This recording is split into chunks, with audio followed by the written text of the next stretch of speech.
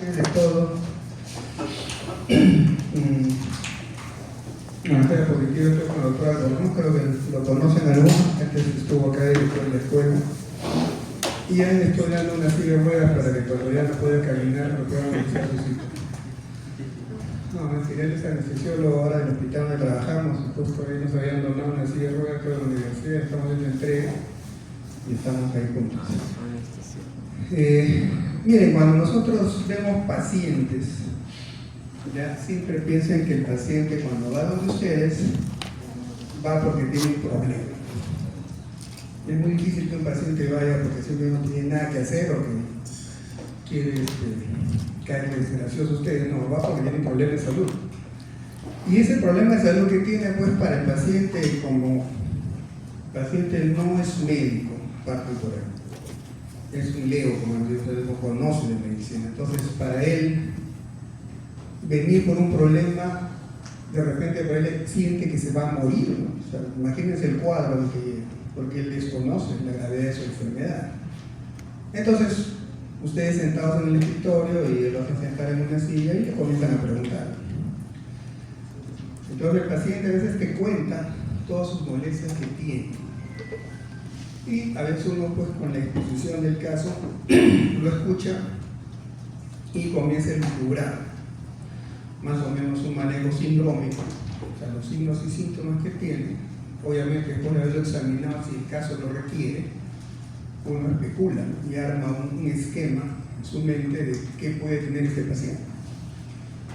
Entonces, cuando ya uno sospecha más o menos qué puede tener, vamos al siguiente paso, que es pedir al paciente que se haga ciertos exámenes auxiliares, que nos van a ayudar a corroborar lo que pensamos. O sea, no nos va a dar el diagnóstico, siempre eso quiero que lo tengan claro. El examen auxiliar no nos da el diagnóstico, sino nos ayuda a corroborar lo que pensamos. Eso es lo que deberíamos hacer. Porque si un médico viene, escucha al paciente y le pide después 50 exámenes y espera que en uno de los exámenes salga alguna alteración patológica para decirle este es su problema, está mal. Que el examen auxiliar, como su nombre dice, te auxilia. ¿Para qué? Para que te corrobore lo que tú piensas. Si no, pues, si vamos a pedir demostraciones, pues somos como el mono de pata blanca, ¿no? Pide cualquier cosa y sabe Dios que saldrá algo por ahí. Y le digo eso porque yo lo veo a diario. Y lamentablemente nosotros nos estamos formando para tener otra calidad de médico, debe ser. Y justo eso les hablaba a los chicos desde los videojuegos que están llevando el curso de urología, sobre el tema de la infección urinaria, o sea, que es una patología tan frecuente, pero que muchas veces es mal diagnosticada, porque a veces no tenemos claro cuál es la utilidad de un examen auxiliar. Entonces yo veo con mucha pena de que a veces hay médicos que le piden a los pacientes exámenes y que luego en base al examen le hizo su diagnóstico. Y es típico, ¿no? Tengo pacientes que vienen por síntomas generales, puede venir por malestar corporal, porque está con astenia, porque el tipo como que siente que le duelen, ¿no?, los miembros inferiores, que se fatiga, de repente hasta tiene cierta carga de estrés. Y el médico lo mapea. Y dentro de su mapeo le pide un examen de orina. Y en el examen de orina, sabe Dios primero cómo habrán tomado la muestra y le sale pues que tiene 15 leucocitos por campo. Y normalmente cuántos leucocitos debería haber, ¿saben? Un examen de orina simple, ¿hasta cuánto es normal? ¿No? 5, 6, 7, ¿quién da más? 5. Pongámosle 5. Y en el examen de orina dice 15 leucocitos por campo. ¿Pero qué entienden ustedes por eso? ¿Qué pensamos? ¿Qué es de la legada? ¿Qué piensan? Que trae el examen con 15 leucocitos por campo. ¿Ah? ¿Qué idea? Que tengo una infección. Bueno, igual que tú, dice el médico que no tiene más o menos claro lo que hay que hacer. Entonces él viene porque tiene pues un malestar general, porque ya ha perdido el apetito, ¿no? Porque de repente como tío se cansa cuando camina y le sale el examen de orina con 15 minutos por campo. Entonces el médico que no tiene claro lo que va a hacer o lo que es una muscular, le dice, señor, usted tiene una infección urinaria y le da un tratamiento. Entonces, ¿tiene una infección urinaria? Bueno, en la curso de urología yo lo veo desasnar, pero de cabo a rabo. O sea, un examen auxiliar tiene una razón de ser. Una cosa que yo le pido, un examen de orina simple, una cosa que yo le pido, un sedimento urinario, otra cosa que le pido un cultivo. O sea, todo tiene su razón de ser y que dice algo. Pero con un examen de orina simple, tú no puedes hacer un diagnóstico. Solamente ante la cabeza. ¿Por qué? ¿Por qué? ¿Por qué hemos cometido un error ahí? Luis Fabiola, ¿por qué has cometido un error que tiene una infección? ¿Qué piensas?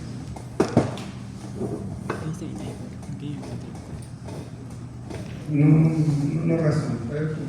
¿Por qué piensas que? ¿Cuál ha sido el error que has cometido? ¿O crees que tiene una infección urinaria? ¿Cómo? La muestra está contaminada. ¿Quién más? ¿Quién más tiene otra idea? A ver tú, que estás con el argentino. ¿Qué? No, tú que estás en Argentina, pues no lo ves arriba. Ya, tú eres la compañera. ¿Por qué crees que estamos actuando mal? Porque primero no vio la sintomatología, los síntomas. Oh, ya ves, el amaneció de compañera. Obviamente, pues, o sea, ustedes no pueden tratar, o sea, una infección urinaria por falta porque tiene falta de apetito. Una urinaria porque el tipo se cansa rápido. O sea, eso es lo que quiero que entiendan. Una cosa es la sintomatología, lo que es tu clínica, y otra cosa es lo que tiene un examen auxiliar.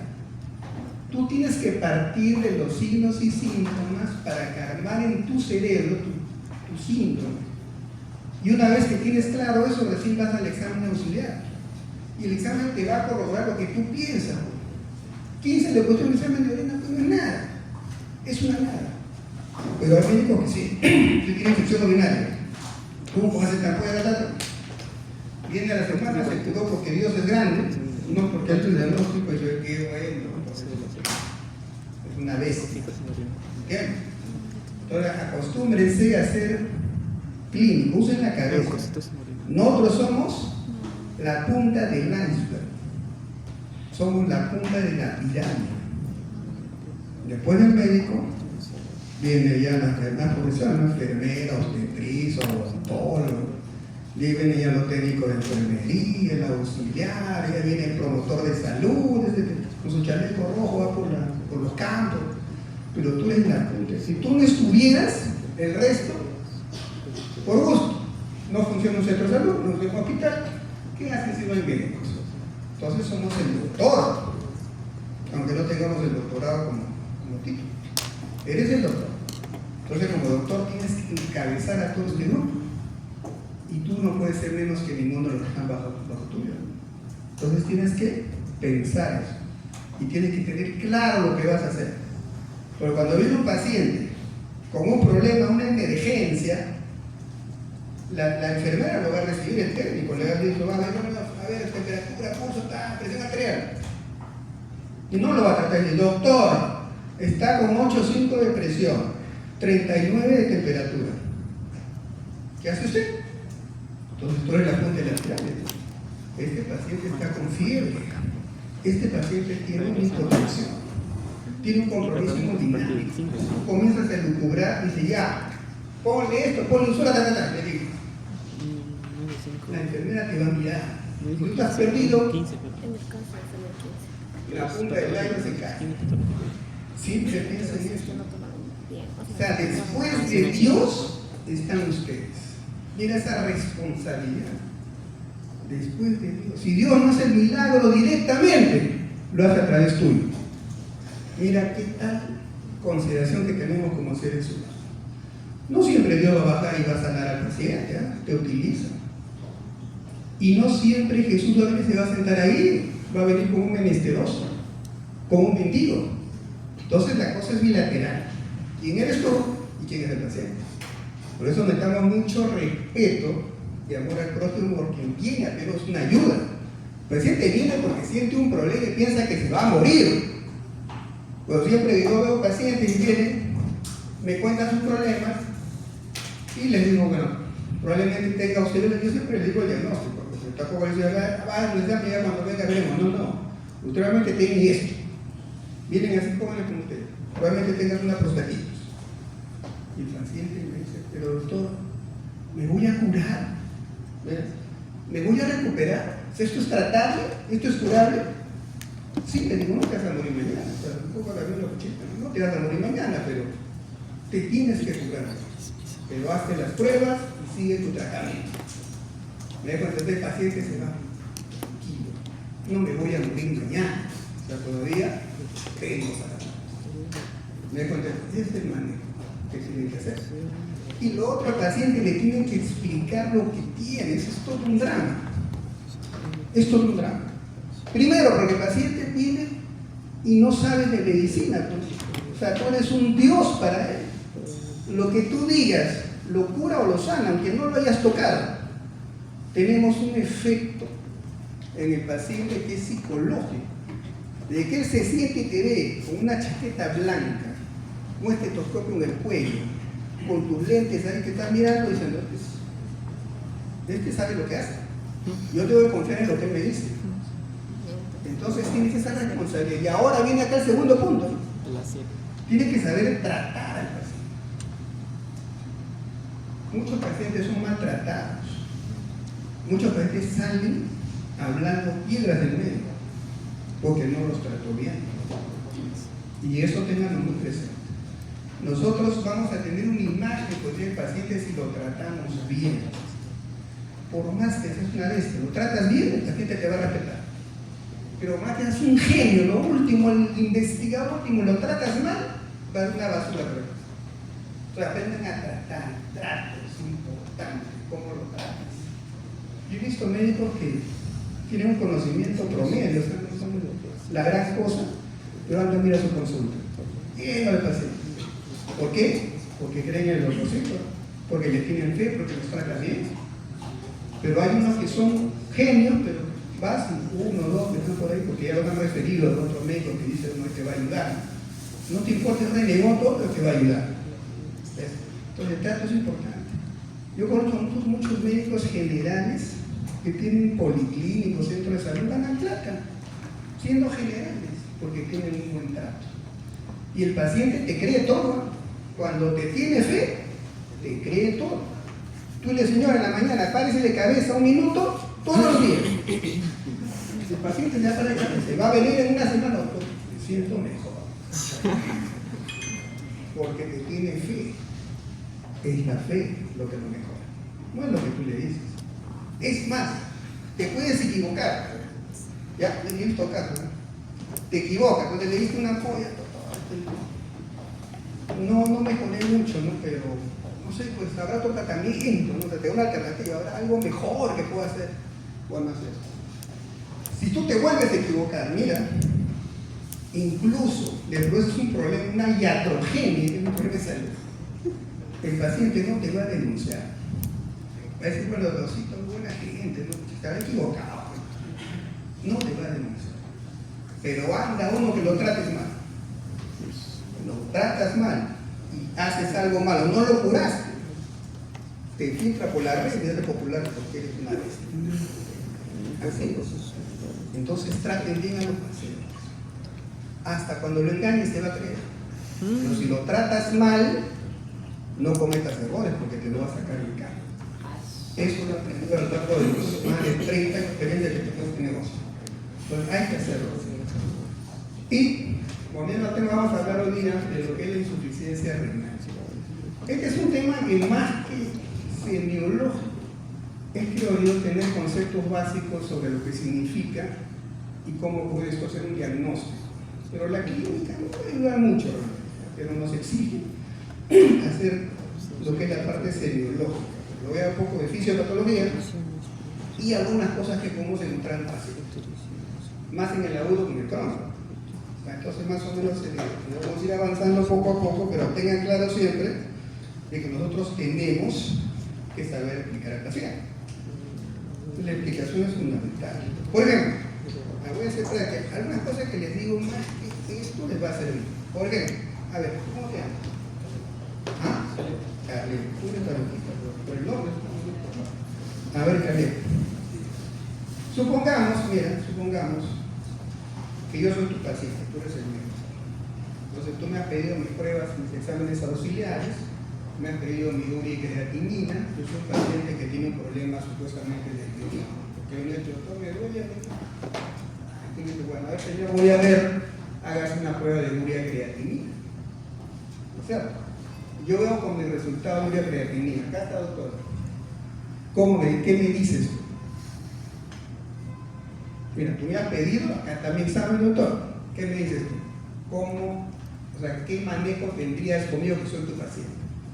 ¿Cómo haces? Explicarle los resultados que han salido. ¿Cómo le explicaría? Imagina que yo soy tu paciente. Doctor, acá tengo mis exámenes médicos, me ha costado tanto, pero acá está. Dígame usted.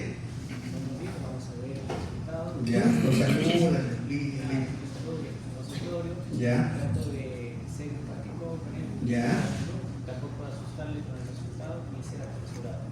Ya. Sé que el paciente ha hecho su trabajo de venir acá y tengo que... Por eso, yo soy tu paciente. Ya no me digas dime yo, ¿cómo me expliques? ¿Cómo me dices a mí mis resultados? Eso es lo que quiero que ese es el enfoque. Leería los valores de la creatina. Ya. Leería venir, por ejemplo, si son, explicaría los bien los resultados. Estos son los valores. Tienen que entender que hay un rango donde no decir que es absoluto y volvemos a tomar otra prueba más. Pero siempre Ya. A ver, vamos por partes. Primero, cuando ustedes tienen un paciente que viene, yo les pido siempre ya una batería de exámenes básicos. Si necesito más, lo voy a pedir. Pero le pido una glucosa, urea, creatinina. Es un paciente general que venga por el riñón. Le pido un cultivo de orina, le pido una ecografía de riñones y una ecografía de riñón. Es mujer. Entonces viene con los exámenes. Cuando llego a la parte de la urea y creatinina, primero el paciente sabe que tiene un riñón, pero no sabe para qué sirve. Para comenzar. Pero señor, esta prueba es para ver la función de su riñón. ¿Qué hace el riñón? ¿Qué hace? ¿Qué hace el riñón? ¿Ah? ¿Filtra qué? El plasma. Así le puede filtra el plasma a su riñón. ¿Cómo le explicas? ¿Qué hace el riñón? Purifica, filtra la sangre. Tienes que ser simple con el paciente. Yo se le digo, mira, tu riñón limpia, depura tu sangre. Y según esta prueba, tu riñón lo está haciendo perfectamente. No le digo los valores. No. Yo lo interpreté. Pero le expliqué primero para qué sirve su riñón y segundo que está funcionando bien. Y el paciente me entiende. ¿Me dejo entender? Esa es más o menos la forma como tiene que llegar a un paciente. Explicarle primero para qué sirve lo que tiene medir, que es un órgano, y segundo, si está bien o está mal. ¿Me dejo entender? Entonces, ese es el enfoque que le hago a mis pacientes. Siempre les hago así, les explico. Porque si no saben para qué sirve el riñón, pues, saben que el riñón es un órgano que nos ayuda, digamos, es un sistema de excreción, nos ayuda a limpiar nuestra sangre. Y otro sistema nos ayuda aparte a limpiar nuestro organismo, que no sea el riñón. ¿Qué otro órgano? El hígado también nos ayuda. Entonces tenemos que saber explicarle qué hace el hígado, pero en términos sencillos.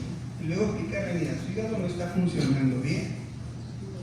Digo, señor, el riñón limpia, depura la sangre, pero su riñón no lo está haciendo bien. ¿Y qué puede pasar si no limpia su sangre? Esos desechos orgánicos que no los puede eliminar, le van a dañar su organismo. Entonces, anda explicando. Cuando tú le explicas, el paciente se va a ir contento, sabe que tú le estás diciendo lo que tiene y le estás explicando. Que no le dices nada, solamente dices, esto te elevado, señor, punto medio. Me dijo, el paciente ni me dijo que tengo, ni me tocó. Ni me tocó, yo quiero a veces que tú lo examines. Yo a veces le digo, no es necesario que lo examine, o a veces viene con edema, ¿no? A ver, levante su, ya le toco, tiene encima una provea o bullón, pero al menos tienes que tocar un poquito. Ahora, cuando no amerita, bueno, puedes explicar. Entonces, hay muchos signos y síntomas de estas enfermedades que no lo vas a ver, el paciente lo tiene que decir, pues. Si no, no lo vas a entender. Entonces acá en la clínica hay que saber manejarla, 50-50, pero hay que explicar a la gente siempre para qué sirve el órgano que tiene. ¿No? ¿Ustedes han escuchado hablar, por ejemplo, de la orinoterapia? ¿Han escuchado? Orinoterapia. ¿Han escuchado hablar que a veces la orina te puede ayudar? ¿Saben que hay gente que se toma su orina? ¿Han escuchado esto? En el desierto he escuchado que sí. Ahora la pregunta es, si el riñón es un órgano de depuración, que filtra tu sangre, o sea, la sangre que llega al riñón, una parte regresa al organismo. El riñón va a eliminar porque te es útil, y la parte que no sirve sale en la orina. Ahora, mi pregunta es, ¿lo que el riñón desecha te servirá como un tratamiento? Por favor.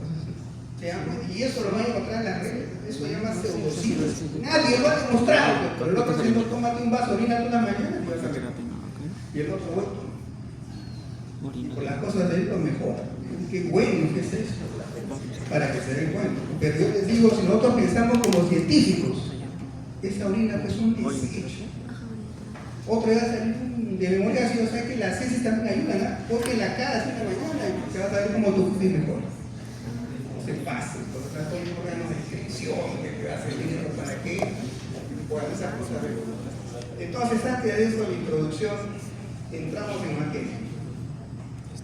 Entonces vamos a ver primero qué hacen los riñones. Los riñones filtran la sangre para eliminar desechos, toxinas y exceso de agua. Y eso produce orina. Regulan el equilibrio de electrolitos, la de sodio, potasio, calcio. Mantienen el nivel de pH en la sangre. Controla la presión arterial. Produce hormonas, eso se vuelve un órgano endocrino. Produce hormonas como la eritropoyetina para generar glóbulos rojos y activa la vitamina D para la salud de los huesos. Entonces nosotros más o menos, viendo la función que hace, podemos deducir qué cosa tenía el paciente si no lo hace. ¿Cierto? Primero, si digamos, si el paciente, comienza a dejar de eliminar los desechos y las toxinas, va a producir un desequilibrio a nivel del organismo. Si no funciona bien el pH, se va a alterar. De un pH que esté en 7.4 se va a elevar o a bajar. Si no está bien la presión arterial, se va a disparar. Si no está bien, vamos a tener anemia porque ya no producimos glóbulos rojos. Y eso te va a dar una idea de los signos y síntomas que vas a presentar, solo porque el riñón comienza a trabajar mal. Por eso, la falencia renal ocurre cuando los riñones pierden la habilidad de filtrar desechos y equilibrar la sangre. Y vamos a ver ahora qué pruebas nos van a servir para poder detectar eso. Cuando ustedes lleven el curso de nefrología, como que lo van a llevar después, les van a explicar con mayor detalle, pero yo tengo que darles una luz previa para que entiendan la sintomatología y los signos.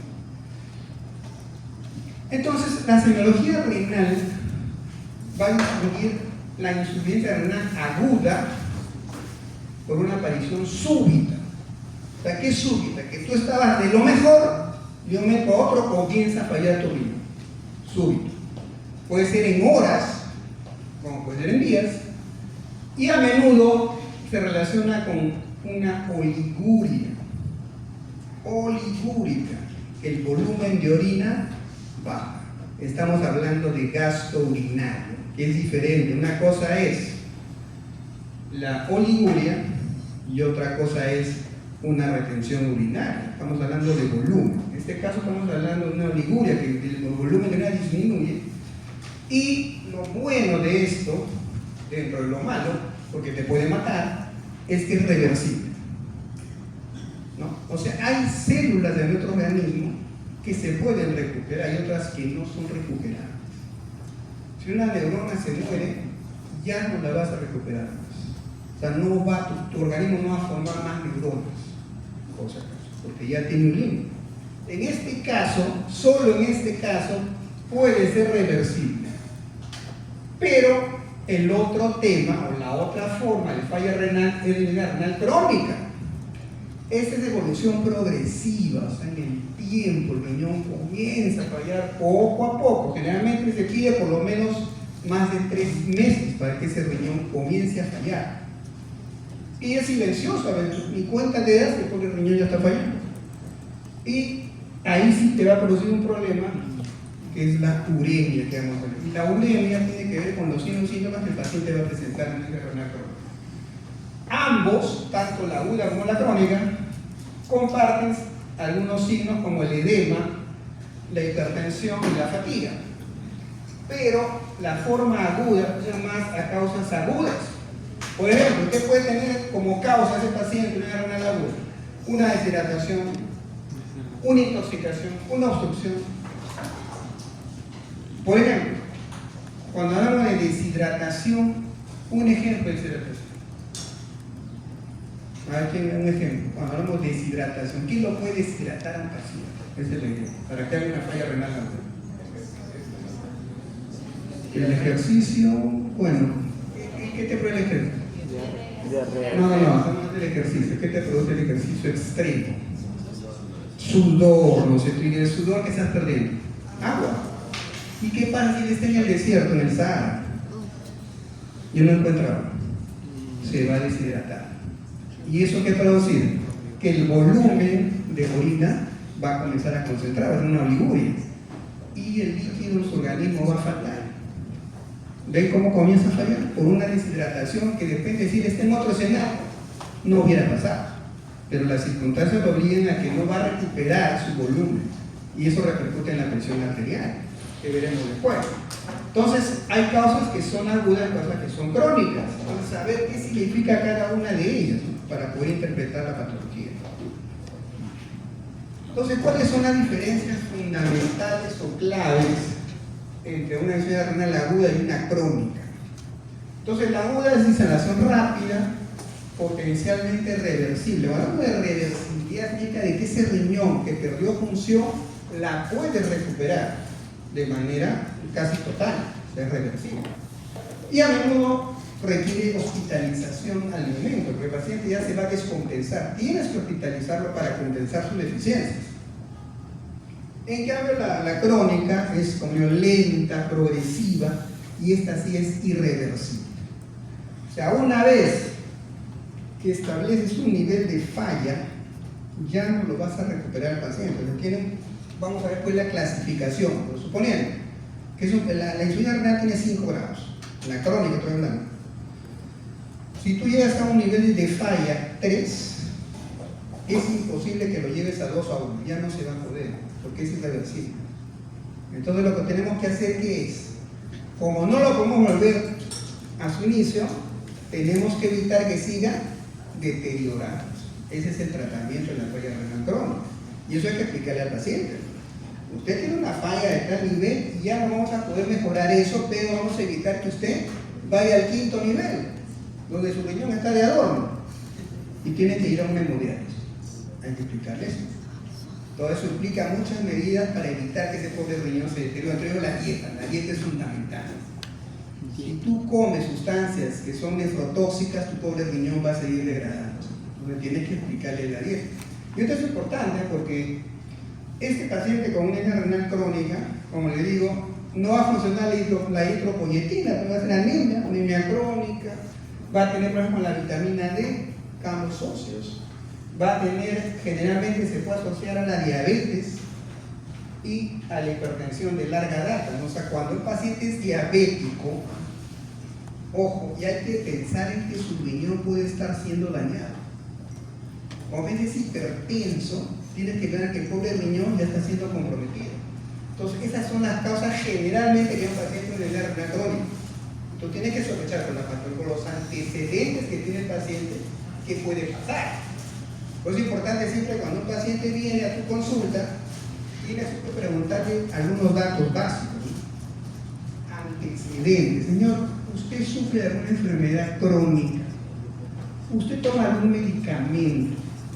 Recuerda que si yo soy diabético, ya te está diciendo que su pobre riñón puede estar fallando. Y peor, señor, ¿y usted toma su medicina? Bueno, dice, yo estaba tomando hasta hace 2 meses, pero ya dejé porque me siento mejor. Peor todavía, el pronóstico es que este paciente está en una falla en su riñón. Y segundo, Usted toma su vida, sí, tomo todos los días, tome metformina, ¿no? Y usted se cuida en lo que come. Anchoas. Y si está la esposa acostada así, varón, no mira. No. Toma gaseosa, come postres, le gusta el chocolate. ¿De qué sirve un buen tratamiento si comes basura? De nada.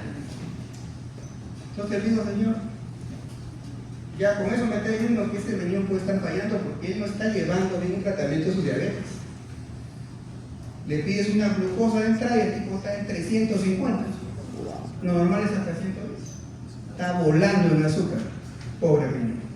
Entonces estás viendo ya la causa de una renal crónica, ¿no? Que puede ser silente al principio, pero que ya está dañando tus riñones. Entonces el antecedente que yo le pregunte si es diabético hipertenso me va a ayudar para yo curar mi síndrome y decir, este señor potencialmente es candidato a una falla renal crónica. Ojo, entonces eso hay que manejarlo así. Entonces vamos a ver ya fundamentalmente como la primera parte que nos exige renta renal aguda.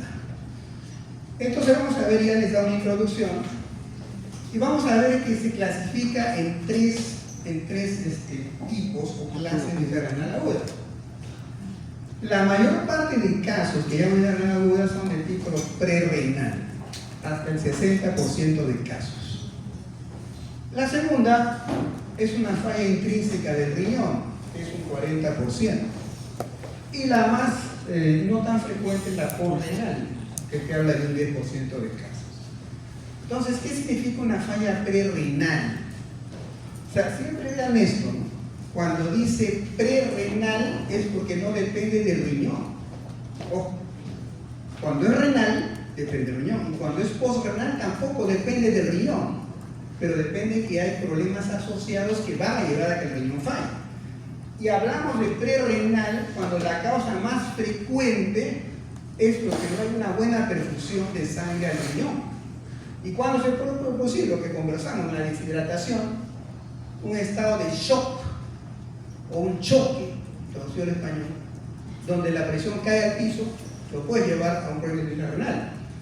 Y usualmente no hay un daño directo al riñón per se, sino son causas previas que van a llevar a fallar el riñón. Una causa renal intrínseca, ¿no? Ya es cuando es un daño directo a los túbulos renales, y lo más frecuente que vemos es la necrosis tubular aguda, o cuando tú das fármacos nefrotóxicos. Por ejemplo, hay mucha gente que abusa de los antiinflamatorios no esteroideos, se automedican.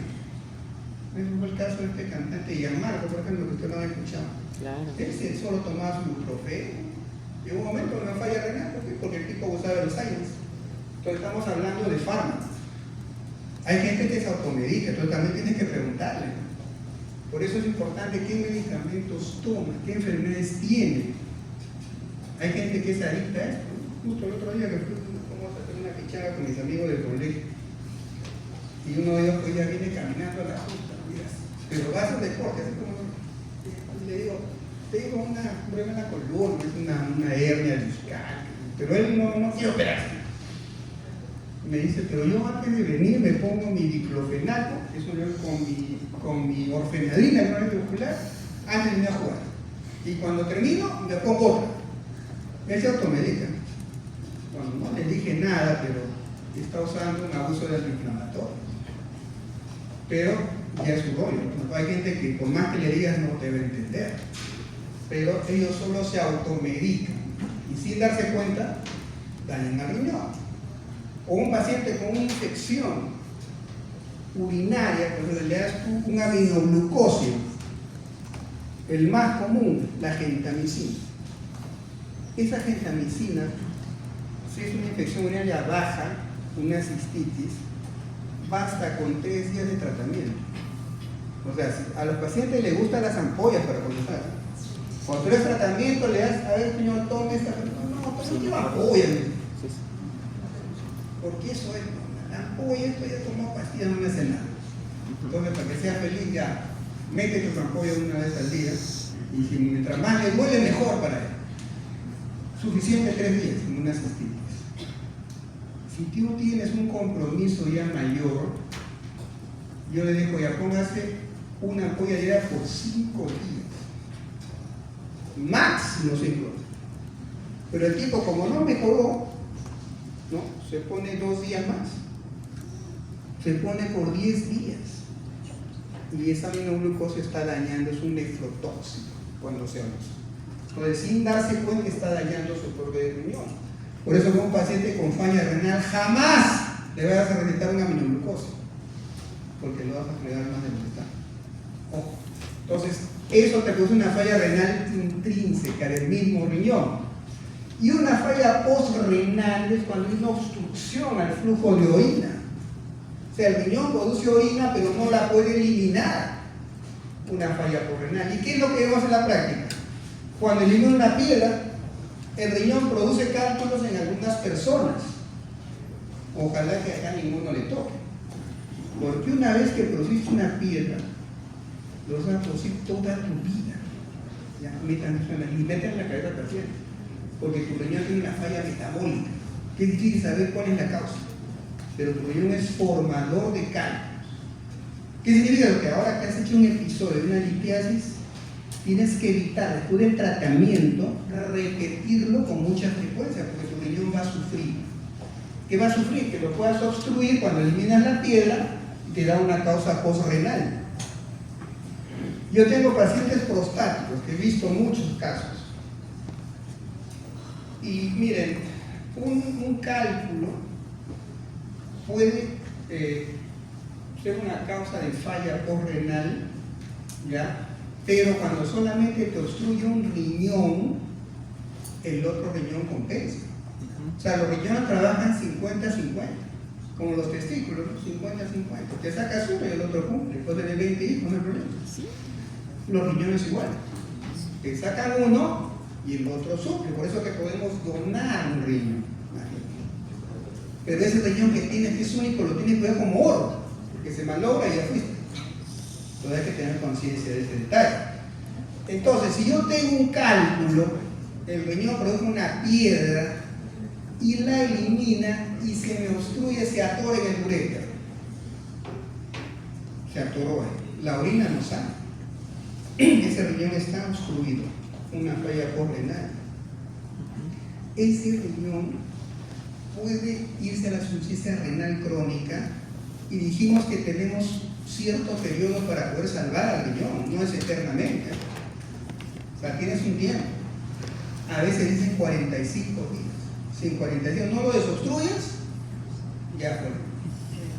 Ya lo tienes de adorno. Y a veces te das cuenta cuando es una bolsa de orina, un urinoma.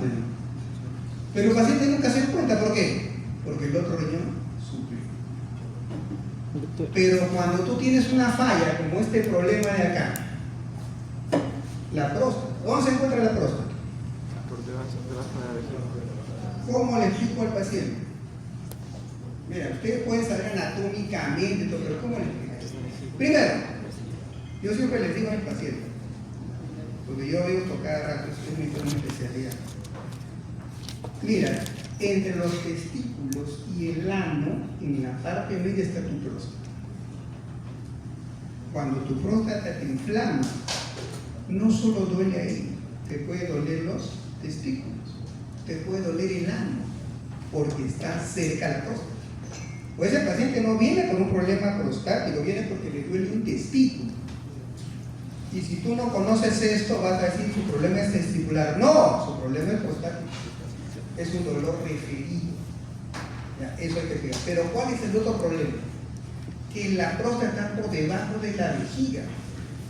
Acá está la vejiga y la próstata está prácticamente englobado aquí, a la uretra. La primera parte de la uretra que sale de la vejiga es la uretra prostática. ¿Por qué prostática? Porque pasa a través de la próstata. ¿Y qué pasa si la próstata crece o se inflama? Tiende a estrechar la luz de la uretra. Entonces, ¿qué está produciendo? Una obstrucción infravesical. ¿Y qué significa eso? De que no solo va a fallar un riñón, No solo va a obstruir un riñón, va a obstruir a los dos, porque por la misma uretra salen los dos. Entonces son pacientes que vienen con dificultad para miccionar, que orinan un poquito, pero ya se han acostumbrado. Lo traen los familiares. Yo tengo acá a mi papá que viene porque se le han hinchado las piernas. Mira, no viene por la próstata, viene porque tiene 2 tamales abajo. O sea, ya tiene edema de miembros inferiores. Porque ya el riñón no maneja el volumen, se comienza a enchacar. Entonces tú lo tocas, tiene edema, ¿sí? Y le digo, señor, ¿y usted puede orinar bien? Tengo dificultad, esfuerzo, doctor, pero sí orino.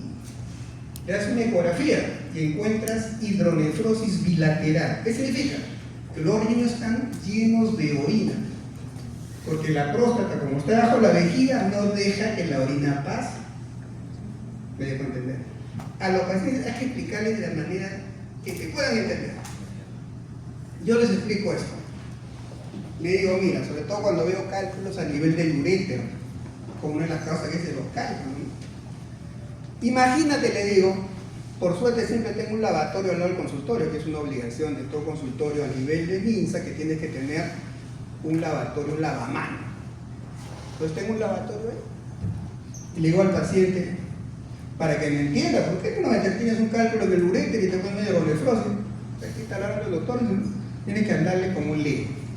Mira, señor, le digo, ¿ve usted ese lavatorio que está ahí? Algunos, ve, volteate, pues mira, le digo, porque te dice sí, pero volteate, date trabajo, mira el lavatorio que está a tu espalda. Así. Imagínate, le digo, que la cañería está obstruida. Imagínate que está atorado, ya no tenemos para qué le entiendo. Está atorado esa cañería. ¿Qué pasa si abro el agua? A ver tú, ¿qué pasa? Tú eres mi paciente. Te digo, mira, ese caño está atorado, le abro el agua, ¿qué pasa? ¿Qué me responderías? Imagínate. ¿Ah? No sale el agua. No sale el agua. Tú no estás hablando del caño, estás hablando de la cañería. O sea, está atorada la cañería, el caño está funcionando bien. Yo abrí el caño, ¿qué pasa? ¿Ah? Se rebalsa, tu mamá, imagínate, estás abriendo el caño, no pasaste el agua, te va a inundar todo el consultorio. Y eso no es el paciente. El agua se rebalsa, viejo. Tu riñón está rebalsando de orina. Le haces entender lo que es un hidronefrosis. Así le tienes que hablar. Cuando tú lo convences que está fregado, ¿qué haces los exámenes de Si no, no te ven. Y eso lo hago en la práctica. Entonces el paciente entiende que ese riñón está sufriendo porque no puede eliminar la orina, una falla podrenal. Y a veces vienen con la creatinina, solamente está en 3, 4, cuando normal está 1.5 o 1.2. Me está haciendo el diagnóstico, pero está confirmando lo que yo estoy sospechando. Entonces los edemas que tiene me están diciendo que ese riñón ya está en una falla renal crónica, pero no de ahorita. ¿Cuánto tiempo tenés que poder ese paciente? Entonces vamos interpretando lo que es la causa del deterioro de la función renal. Entonces es importante eso, que en el caso de una falla renal aguda, este deterioro es rápido, en cuestión de horas o días. Pero en el caso que les digo de este paciente puede ser en meses, que el riñón ya está fallando. Entonces le digo, señor, ¿el tratamiento cuál es? Tú, ¿cuál sería el tratamiento? Tienes el lavatorio con la cañería atorada y abres el caño y se rebalsa. ¿Qué harías tú? ¿Cuál sería tu tratamiento, según tú?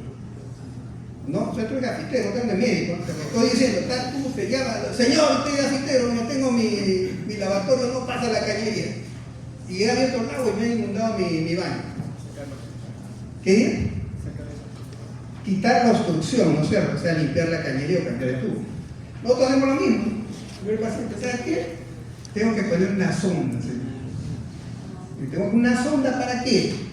Para que la orina salga, para que sus riñones se desembalsen. Y eso va a hacer que tu riñón se recupere. Tu riñón está sufriendo. Hay que ayudarlo. El paciente entiende. Algunos no se resisten, ¿no? Una manguera por el pecho. Sí, pues, pero no puedo hacer otra cosa. Ahorita hay que derivar tu orina. Le pongo la sonda de los síntomas en una semana de día, le hago la ecografía, el riñón normal. O sea, lo pude desaguar al pobre y lo salvé. Pero si el tipo no hace caso, viene y hace una falla renal ya severa y hasta termina en hemodiálisis por testarudos o porque le tienen miedo a la sonita. A veces hay que tener un fastidio para mejorar y eso hay que explicarle al paciente. Así les explico yo y así me entienden. Si no, fregados. No, la sonda no te va a quitar el cálculo ni te va a quitar la próstata, pero te va a ayudar a derivar la orina. O sea, la idea es que tú, esa orina embalsada, la puedas descomprimir para que el riñón se recupere. Y la manguerita lo ayuda, pues. Ya después lo operaremos, que es otro rollo, pero tengo que recuperar un riñón, una medida de urgencia. Y eso hago, los países se van por su zona. La primera semana se me viene otro rollo, aquí te meto, no te puedo quitarle 2 semanas por lo menos para cambiar, y cuando tu riñón se recupera te lo quito. ¿Y saben qué es lo peor que a veces hacen algunos? Que cuando tienen un riñón obstruido por un cálculo, eso lo he visto, agarra el señor, el chino en la esquina, la cuñada, el abuelito, ¿sabes qué? Toma bastante agua, viejo. Toma bastante agua y el tipo viene. La pregunta es, ¿a un lavatorio atorado le vas a echar un balde de agua, viejo? O sea, burro, o sea, peor, pues, o sea, lo vas a rebalar, vas a caer en el consultorio. Así le digo. Tu riñón está tapado y le metes agua, pobre riñón, no te duele más, pues ya no tiene por dónde y encima le metes un balde de agua, no te pasa.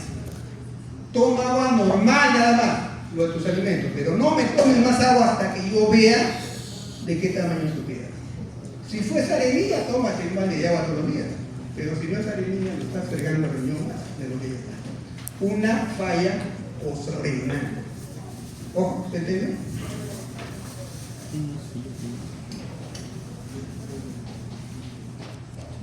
Entonces vamos a ver que existe la clasificación de Cadigo. En inglés está ahí para los que les gusta el inglés, yo detesto el inglés, por ejemplo, Cadigo. La de verdad me hace tanto el tiempo porque usted me paso, ¿no? Tenemos 3 horas, ¿no? ¿Y cuánto vamos? Media. Entonces tenemos la clasificación de Cadigo. Eso tienen que saberlo. Esto es ya. Siempre tengan a la mano un mataburro. Porque la memoria es frágil. Antiguamente tú mi libretita, anotar, pero ahora ya está en otro nivel. Tengan en su computadora o en su celular el Cadigo. ¿Qué dice Cadigo? Presión renal aguda define la gravedad en 3 estadios basado, dicen, en el aumento de creatividad sérica y la disminución del flujo urinario. O sea, te va a evaluar cuánto sube tu creatinina y te va a evaluar cuándo baja el flujo de orina, porque están relacionados. Entonces ahí tienen más o menos los valores, ¿no? Cómo va gradualmente complicándose el riñón. O sea, cuando está en estadio 0, pues no hay mayor diferencia, ¿no? La creatina no sube menos de 0.3 décimas y el flujo cuesta más de 1 mililitro por kilo por hora, ¿no? Que tendrá que calcular cuánto es. Y a medida que ya aumenta el problema, ya comienza a aumentar la creatinina, ¿no? Miren, el grado 3, más de 3 veces el valor basal, o sea, si el tenía 1.5, ¿cuánto tendrá en ese grado 3? 4.5. 4.5. O sea, te está hablando que ese riñón está en una falla 3 en una renal aguda. Ya tú interpretas, pero tienes que tener claro tu Cadigo. Y si no te acuerdas, tenga vergüenza, ¿no? Lo buscas caleta en tu celular y dices, bueno, señor, su riñón está en esta falla, hay una clasificación, pero dice esto, mire, su riñón está acá. Así que usted tiene que tomar medidas, tenemos que hacer algo urgente, porque es agudo. Esto tiene que saber. Ahora la parte semiológica, ¿qué nos puede ayudar en esto? Primero tenemos que saber 3 conceptos. Lo que es una anuria, una oliguria y una poliuria. Hay que diferenciar la poliuria de la polaquiuria. No es lo mismo. La polaquiuria, ¿qué es? ¿Qué nos hace? La frecuencia. De una frecuencia aumentada en urinaria.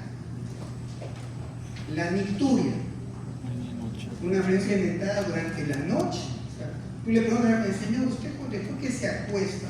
Siempre hay una pregunta, después que usted se acostó, hasta la hora que tiene que levantarse, ¿sabe? Yo no sé, se levantará.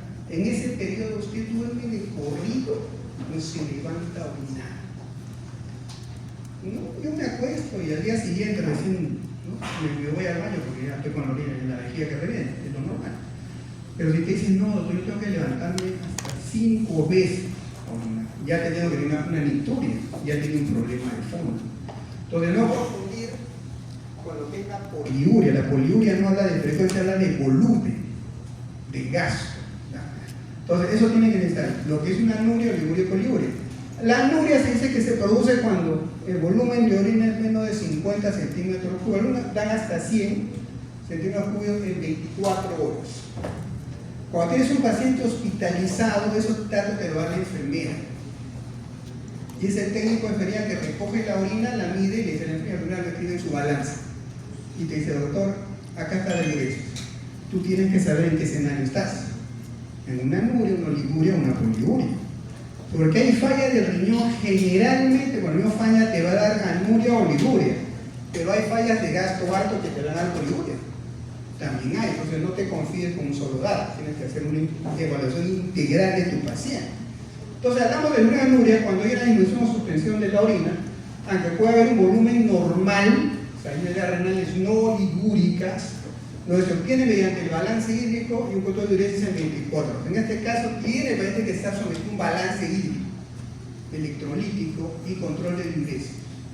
Y la enfermedad renal aguda, con gasto alto, que es lo que le digo, es una veces conservada donde puede haber una poliuria y es una forma pues, de falla renal donde a pesar de la caída en la tasa de filtración, porque hay falla caída en la tasa de filtración, el volumen de orina se mantiene normal o elevado, típico de una necrosis tubular aguda, esa renal con gasto alto, con una poliuria.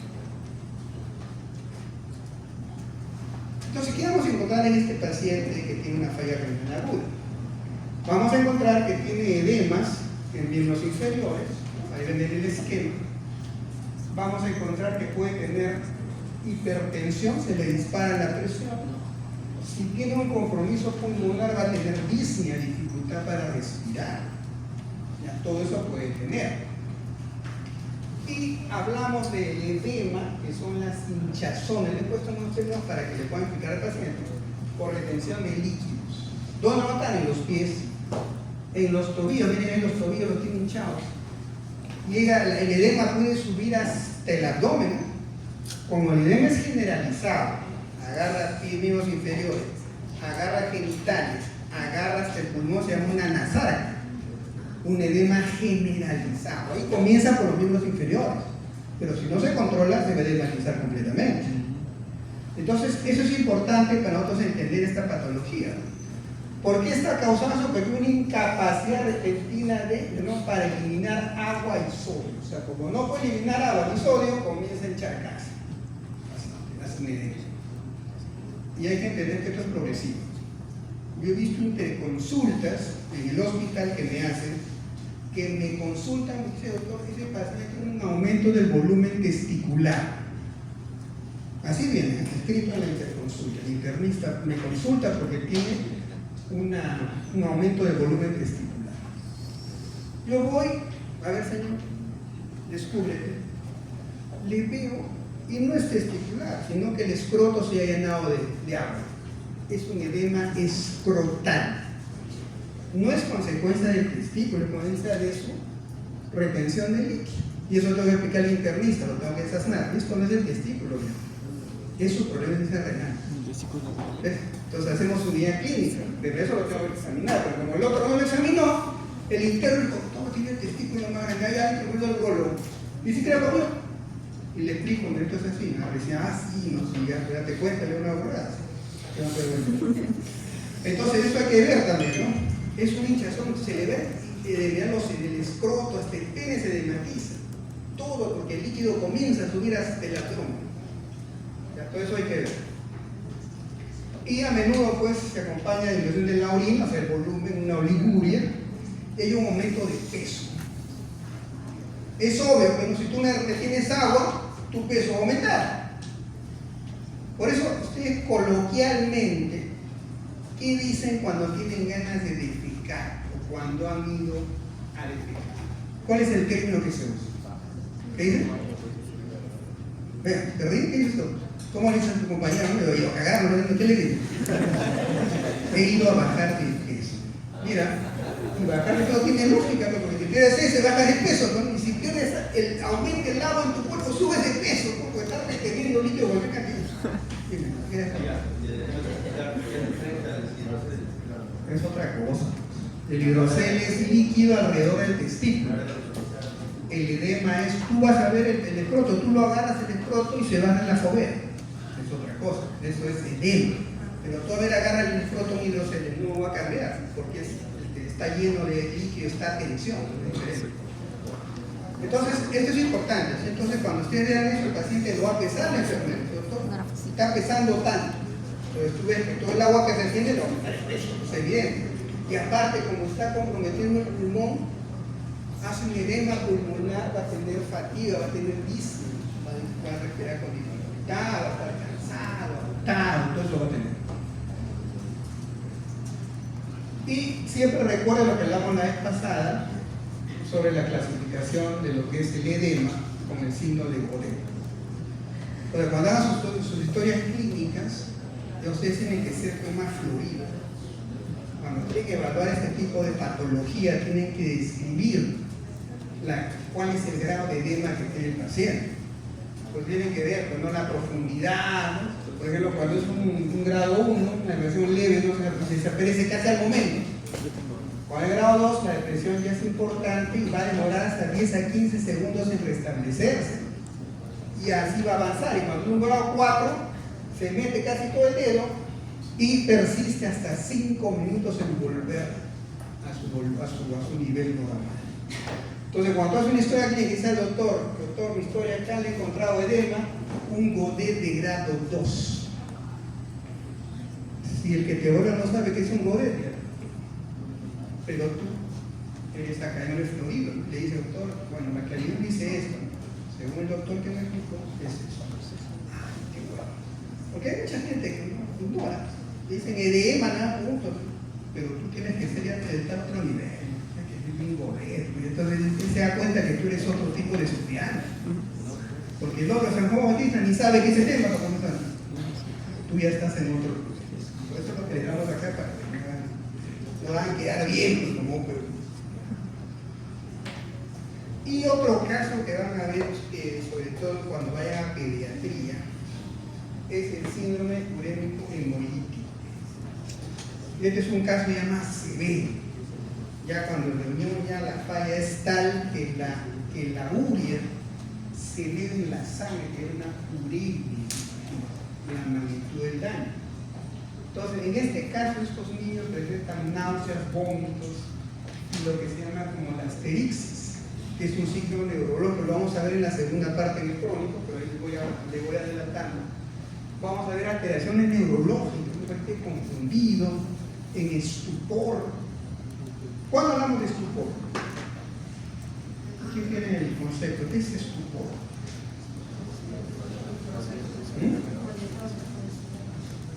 A ver,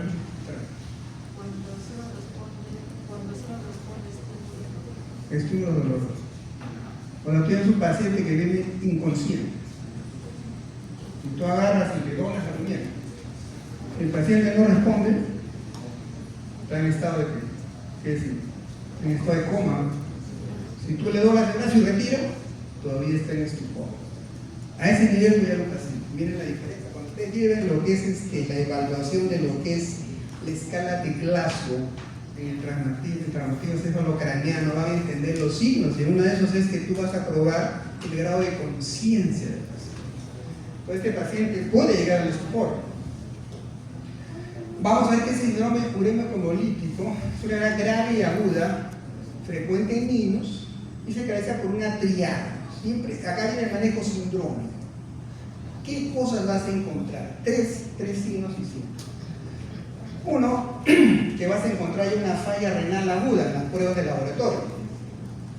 Dos, que también vas a encontrar que tiene una anemia hemolítica, microangiopática, que es una destrucción de glóbulos rojos, que lo vas a poder ver con un hemograma, hasta que hacer esa función de médula ósea. Vas a ver que tiene una trombocitopenia. Hablamos de trombocitopenia cuando las plaquetas bajan. ¿Y qué pasa cuando no tenemos plaquetas? ¿Qué hacen las plaquetas? Vamos siempre por el nivel normal. ¿Cuál es la función de las plaquetas? ¿Para qué sirve? Cuando tenemos un sangrado, una hemorragia, para esas plaquetas. Para evitar el sangrado, pero lo hacen un mecanismo que comienzan a hacer que la sangre se ponga como un coágulo, la hacen más sólida. Esa es la labor de la plaqueta. Y si nosotros tenemos que hay bajas plaquetas, ¿qué significa? Que ese paciente está sometido a un sangrado persistente, que no va a parar así nomás, porque no tiene las plaquetas para poder defenderse. Entonces vamos a ver que generalmente este cuadro de síndrome urémico hemolítico se asocia a que es precedido, o sea, vamos a ver que tiene diarreas, un niño con diarreas, ¿no? Y a menudo son sanguinolentas las diarreas, tienen rasgos de sangre. Vamos a ver que es causado por toxinas bacterianas. Y a la cabeza encontramos a la E. coli 0157H7, ¿no? Que es un tipo de E. coli que te va a llevar a un síndrome urémico hemolítico. Porque una de las causas, la primera causa de infección urinaria es la Escherichia coli. Cuando llegue en urología, ahí les voy a dar duro con eso. Ahora todavía le doy un avance. Porque esas preguntas sobre eso son preguntas claves en el ENAM y en el examen del MIR. ¿Saben lo que se llama el MIR? ¿Qué es el examen del MIR? Lo presentó en España. Entonces, si tú quieres hacerlo, antiguamente el ENAM era fundamental para hacer el SEDUM. Y eso por ahora marginal de salud, que ahora ya no hacen hasta el que desapruebas, ¿no? Pero antiguamente no. Aprobabas el ENAM y hacías el SEDUM, si no, no hacías el SEDUM. Y el MIR es un examen para hacer especialidad en Europa y en España principalmente. Obviamente, si llegas ahí, pues ya vas a ganar mejor que acá. Y a otros le apuntan ahí, ¿no? Ahí la parte económica. Y que no es malo, ¿no? Porque el dinero da felicidad. Pregunta, ¿el dinero te da la felicidad? No. No te da. Pero O sea, tú atribuye. pones en zapatos y estás feliz. No, pero atribuye. El dinero no da felicidad, pero ayuda. Atribuye, claro. El día que comienzas, vas a ver que sí. Ah, entonces. Vas a ver que sí hay. Mujeres. Porque sí, se quiere meter como un pelado. ¿Qué mujer quiere meterse uno que lo va a mantener? No, ¿qué pasa? El hombre siempre, lamentablemente, es el que manda. Y no digo que someta a la mujer, no. Pero alguien tiene que dirigir, ¿no? Imagínate, ¿por qué crees que un vehículo tiene un solo timón? Imagínate que tuviera dos timones, no avanzaría ni un metro. Si la mujer y tú piensan los dos igual y compiten, no va, la relación no. Cada uno en su carne. Ahora, ¿sabes lo que sientes a la mujer del timón? Ya fuiste, pero es un quizás. Que hay, a algunos les gusta eso. Que les gusta eso, venir a hacerse feliz. Y hay mujeres que son tóxicas, porque les gusta dominar. Pero que su relación sea saludable en el futuro. Entonces, el examen del MIR es otra cosa. Yo a los alumnos les pongo ahí, este es el ENAM. El MIR es malicioso, ¿eh? Ya te pregunta, pero no te pregunta, pues el ABC, te pregunta ya el resto del ABCA. Pero tiene que estar bien centrado. Y las clases que le doy son a nivel MIR, le digo, no, yo te voy a poner el examen tipo MIR, y se asustan. No te van a aprobar el primer examen que les he tomado, porque te daban una exigencia de este tipo. Ahora, entonces vamos a ver que la E. coli en estos casos es un problema. Y muchas veces tienes que hospitalizarlo, porque no queda se muere. Y es más, a veces tienes que dializar. Y cuando hablamos de diálisis, estamos hablando de qué? De que ese riñón que depura tu sangre, al no hacerlo te puedes morir. Entonces, ¿qué haces? En vez de riñón le pones una máquina que haga las veces de riñón, o sea, que lave tu sangre, es un hemodiálisis. Y si tus riñones ya no sirven para nada, tienes una enfermedad renal crónica terminal, lo tienes que hacer 3 veces a la semana de por vida, hasta que no te pongan un riñón nuevo. En este país es una tragedia. ¿Ya? Entonces, dense más o menos la repercusión de este problema en niños que pueden llegar hasta ser dializados. Lo bueno que, como dije, ¿cuál es la ventaja de la renal aguda para la crónica? Que es reversible. Porque Dios es grande, este niño va a volver a tener una vida saludable. En cambio, la otra, acá está el bandido, este que produce la E. coli, es un hemolítico, es una enfermedad grave que puede afectar directamente al niño. Recuerden que puede ser una bacteria que libera pues toxinas y puede dañar los riñones, ¿no? Sí, frecuentemente. Entonces, miren, en la forma más común de encontrar a través de los alimentos o agua contaminada, especialmente carne mal cocida, leche no pasteurizada. Yo cuando yo vivo en la calle me da cosa.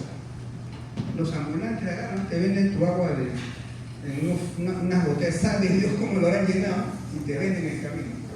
Y algunos dan y toman de su agüita. No, en rotaciones. Y yo digo, ¿cómo lo habrán llenado el agua? ¿Se habrán lavado las manos? De repente al defecado con esas manos te lo pones. Y tú veías, qué rico. La carne, te vas a una parrilla, tienes carnita. ¿Qué te dice el que lo va a hacer? Aquí lo quiere a término medio, lo quiere bien cocido o así medio crudo. Y tú eliges. Y la carne mal cocida, a este pobre niño que le invita a su pedito de carne, ya lo frega. Le estás metiendo la eco. Entonces hay que tener cuidado con eso, ¿no? Hay que tener cuidado. Entonces, según el examen físico, vamos a ver la etiología. ¿Cuánto vamos? Avísame, porque si no lo acabo al mediodía, no hay problema que tenemos 3 horas, ¿no? Según. ¿Cuánto falta? Ya, vamos a correr un poquito, que no acaba.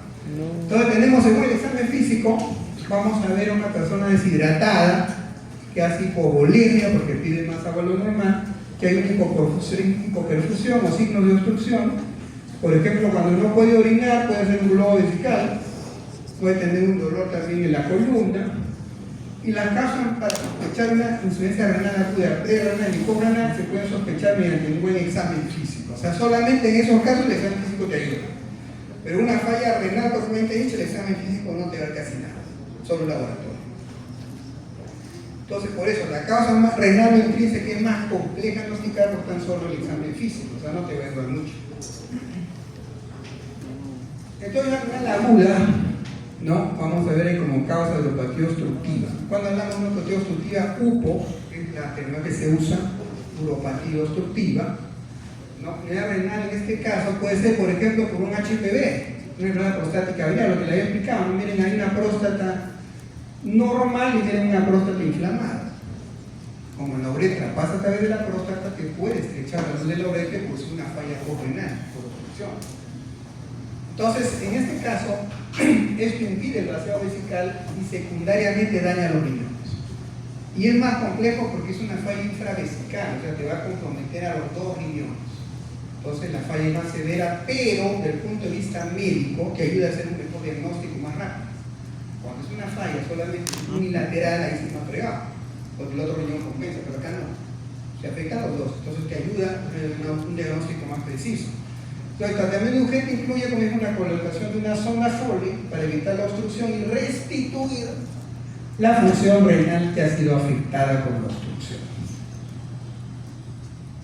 Toda esta neuropatía obstructiva, como causa de renal aguda, te va a producir la hidronefrosis. ¿No ven en el esquema?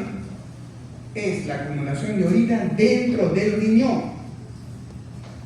Y la insuficiencia renal aguda puede ser por la hiperplasia prostática benigna, que ocurre cuando la próstata grande obstruye la uretra y impide el vaciado vesical. Y esto pues, ¿qué hace? Que la orina, al no poder salir hacia la uretra, va a refluir a los uréteres y va a encharcar el riñón. ¿Me dejo entender? Entonces, siempre cuando al paciente uno le va a explicar, yo siempre le explico, ¿no? Hago mi esquema, dice, mire señor, este es el riñón, este es el uréter que conecta la vejiga y por acá está el uréter, orina. Le explico, le hago un dibujito ahí. Le digo una cosa, mire. El riñón produce orina, ¿verdad? Le hago al paciente, bueno, le explico, señor, el riñón produce orina. Y la orina que cae se almacena ¿dónde? En la vejiga, ¿no es cierto? Sí, dice el paciente. Pero en su caso, su riñón está almacenando orina, que no debe almacenar. Entonces le explica lo que es una de las cosas. Su riñón está encharcado de orina. ¿Por qué será? Hay una obstrucción, una neuropatía obstructiva. Lo que llaman la falla renal. Hay que explicar eso. Esta creo que es la última. Miren ahí. Entonces, ¿qué vamos a encontrar un paciente que tiene este problema? Miren el esquema. Ven ahí, esa es la vejiga. No es que esté embarazada, es la vejiga. Entonces, se llama un globo vesical.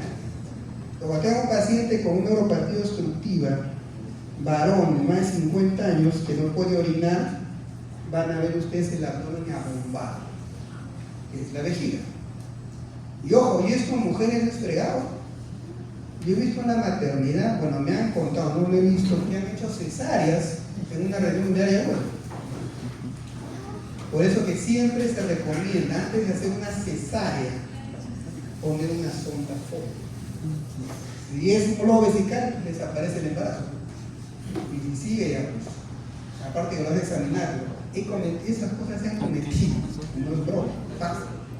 Pero como el hombre no tiene útero, tú ya sospechas que será eso.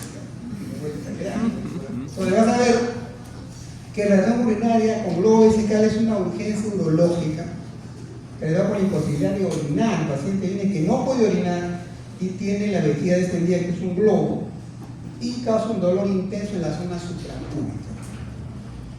Está haciendo neuropatía obstructiva. Y es con hombres mayores que tienen problemas de la próstata y requiere un alivio inmediato. ¿Cuál es el inmediato? Ponerle la sondita y el paciente respira tranquilo, se le ve el dolor y desaparece el globo vesical. Pero siempre hay que hacerlo, hay que saberlo hacer también.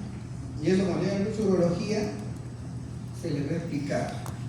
Y los que tengan la suerte de playa donde les hablan, les voy a poner la zona, explicarles todo el procedimiento que hacer. Porque algunos, ¿qué hacen? Le meten la sonda en emergencia con el globo vesical. Le ponen la sonda y se emociona. Mire, señor, ¿cuánto le enseña la bolsa? Tenía 3 litros de orina. Ahora ya se ya libre. Pasan 2 minutos y comienza a salir sangre pura por la sonda. Se llama una hemorragia ex vacuo. ¿Por qué? Porque le fuiste la sonda y los comprimiste bruscamente a la torre de vejiga. Lo que tienes que hacer es descomprimir paso a paso. Le sale por ahí 200 centímetros o 100 centímetros, lo clampa la sonda. Unos 30 segundos, un minuto. Otra vez fuerte. Hasta que vacias poco a poco.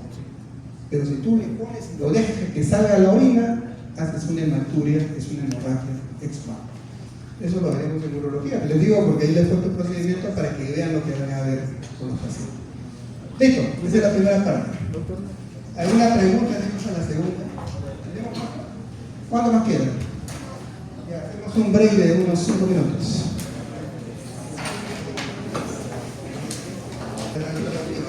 Ya hemos visto la parte aguda, ahora veremos lo que es la parte crónica.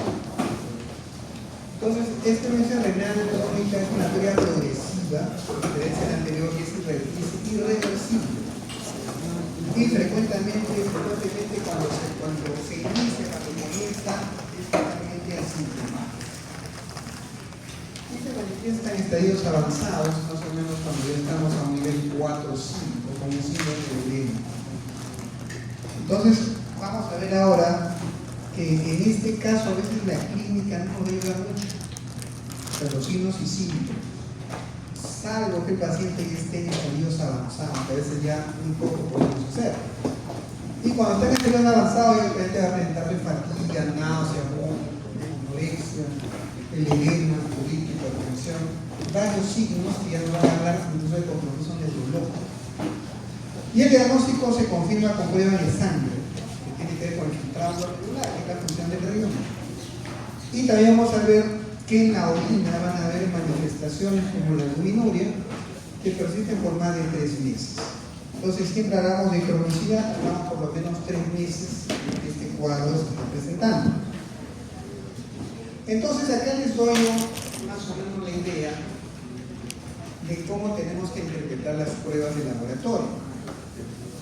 Lo usual, lo que siempre vamos a pedir así de rutina es una creatinina sérica en sangre. Vamos a ver que la creatinina sérica, como su nombre lo dice, es un producto de desecho del metabolismo muscular. Solamente en la sangre la creatinina nos está diciendo que los músculos de alguna forma están quedando como restos, este restos es la creatinina. Y los riñones normalmente que funcionan bien los van a filtrar y los van a depurar, o sea, los van a eliminar del cuerpo. Y esto es un indicador, un marcador clave de la función renal.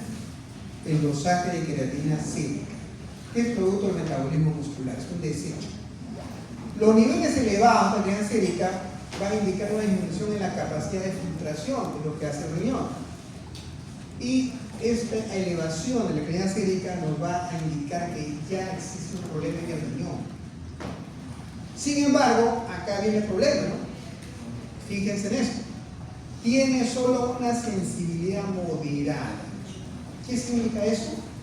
Que no suele elevarse por encima de su rango normal hasta que la tasa de filtración glomerular ha descendido significativamente. ¿Qué significa eso? A menos del 50%.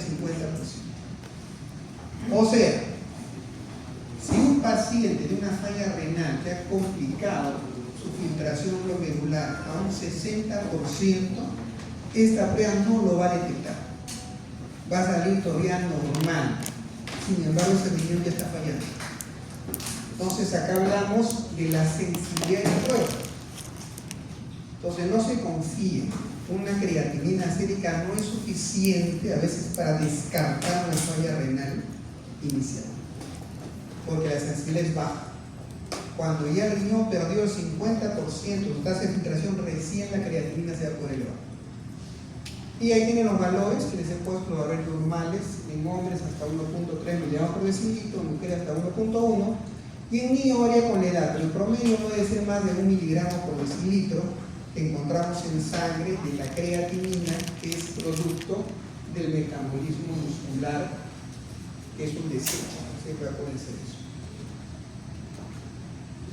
La siguiente prueba que vamos a pedir, que deberíamos pedir si queremos nosotros ver cómo está el riñón realmente en función, es la depuración de creatinina. La depuración de creatinina ya tiene que ver con el aclaramiento de la creatinina. Es una prueba que varía la función renal midiendo capacidad de los riñones para filtrar creatinina de la sangre. ¿Ya? Y compara los niveles en una muestra de orina de 24 horas en sangre, indicando cuándo está disminuida y cuándo un posible daño renal se está presentando. Entonces acá va a comparar el nivel de creatinina que eliminas en la orina en 24 en todo un día y con tu nivel de creatinina en la sangre. Y eso es esencial para diagnosticar enfermedad renal. Entonces, nosotros cuando viene un paciente y quiere saber cómo está la función, no, porque algunos pacientes son un poquito, no son muchos, pero algunos vienen a hacerse su chequeo, como diciendo, doctor, no quiero esperar estar enfermo recién para venir, vengo para que me haga una evaluación integral y quiero saber cómo está mi riñón. Entonces el paciente viene con esa disposición, pide una depuración de creatinina para que sepas cómo está. O cuando son pacientes que ya tienen comorbilidad, un diabético, un hipertenso, pide una depuración de creatinina, porque va a ser más sensible para ver su falla renal. Ahora, hay que entender también que esta prueba no mide la función de ambos riñones, ¿no? Hasta ahí tenemos el problema de saber si un riñón ya no sirve, va a salir normal, porque está midiendo la función integral. Cuando nosotros queremos medir la función individual, y esto es un tema ya que lo hacemos cuando queremos hacer una intervención de otro tipo, ahí pedimos varias pruebas, pero eso es una gamografía. Y esa prueba sí que individualiza la función de cada riñón. Pero eso ya es cuando uno quiere, por ejemplo, hacer un trasplante renal o quiere donar un riñón, para ver si ese riñón que va a salir y el otro está funcionando bien, y que va a quedar. Pero esta prueba que mide la función integral, pero es más específica que una creatinina sérica. Vamos a ver que tiene sus etapas, es también en la misma transmisión de Cadigo, pero para falla renal crónica, y lo ven en el esquema. Normalmente una tasa no debe ser menor de 90 litros por minuto por 1.73 metros cuadrados. O sea, hay que usar acá el concepto de superficie corporal, ¿no? Y hablamos de más de 90 litros por minuto. A medida que este índice de filtración comienza a descender, ya comienza a haber falla. Vamos a ver, cuando ya está entre 60 y 89, ya es nuestra renal leve, grado 2.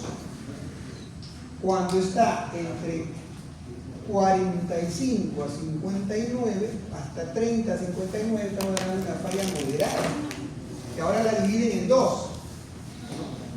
una ya renal leve o moderada y una moderada severa, que es la 3B. Cuando ya entramos en la falla 4 a 5, ya la cosa se complica terriblemente. La falla 4 ya es prácticamente un aviso de que ese riñón está pronto a flocular, que ya no va a servir. Estamos con una falla entre 15 a 29 a 30 mililitros por minuto de filtración. Y cuando ya el riñón deja de filtrar o baja menos de 15 minutos por minuto, ya hablamos de una falla renal terminal. Ese riñón ya no sirve para nada, está de agua. Ese paciente es candidato a morir. Porque si no le lavas la sangre, se intoxica y se muere en 48 horas. Entonces tienes que salvarlo, eso es una urgencia para poder actuar. Y así clasifica la depuración de creatinina para indicarnos la falla del riñón. Esto también lo tienen que tener ahí con una data para que sepan interpretar cuando tienen la prueba. Luego hablamos ya de la tercera prueba que pueden pedir, que es la albuminuria. La albuminuria es la presencia normal de albúmina, que es una proteína, en la orina. Y nos indica un daño en los filtros renales, en los glomérulos, que es un signo temprano de enfermedad renal. O sea, esta albuminuria es un signo más sensible y temprano de falla renal. Los tratamientos se enfocan en controlar la causa subyacente, frecuentemente siempre